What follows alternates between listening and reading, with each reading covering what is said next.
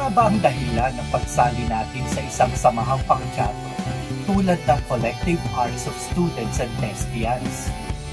Bakit nga ba cast? Narito ang ilan sa mga dahilang nakalap namin.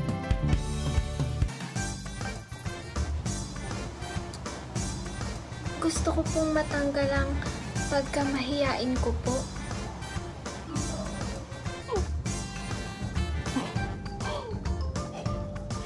Gusto ko pang magkaroon ng maraming kaibigan.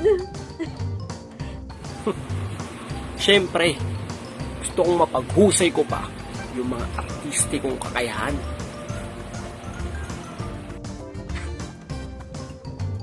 Gusto ko pong mapaunlad ng sarili.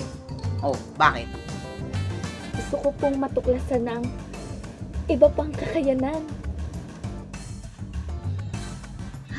Nako, gustong-gusto ko pa naman makapagtanghal sa entablado. Thank you very much for those wonderful answers. Pero parang may kulang. Kulang sa pagiging selfless. Bakit nga ba, cast? Dapat siguro ganito ang sagot. Gusto ko pong makapaglingkod sa komunidad ng Yumak gamit ang sining at kultura. Bravo! Pasok sa banga! Pero teka, tinatanong mo ba kung ano ang mahihita mo sa pagsali sa cast? Ano ba? Hindi mo ba alam? Kapag sumali ka sa cast, makakatanggap ka ng libreng workshop para mapaunlad mo pa ang sarili. San ka pa? Sa iba gagastos ka ng malaki para makapag-workshop lang. Pangalawa, magkakaroon ka ng pagkakataong makapagtanghal sa loob at labas ng Yumak.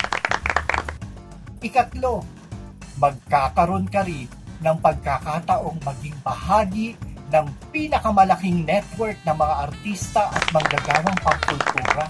O di ba? Higit sa lahat, kapag sumali ka sa cast, mapapabilang ka sa isang pamilyang naglalayong maging tunay na soul. Student, artist, leader, at trainer. At mahuhusay na actor, artist, community-oriented, teacher or trainer, organizer, at researcher. Kaya, ano pang hinihintay mo? Game ka na ba? Sagutin ang mga tanong ko. Game ka na bang itaya ang sarili sa ngalan ng paglilingkod? Game ka na bang maging scholar, leader, kabataang artista ng ating universidad? Game ka na bang maging kagalang-galang na kasapi ng isang organisasyong di lamang naglalayong magpasaya, kundi magmulat din ng mga kabataan? At game ka na bang maging instrumento ng pagbabago sa ating lipunan? Kung game ka na, sumilakbo ka at abutin ang mga pangarap. Keep surging.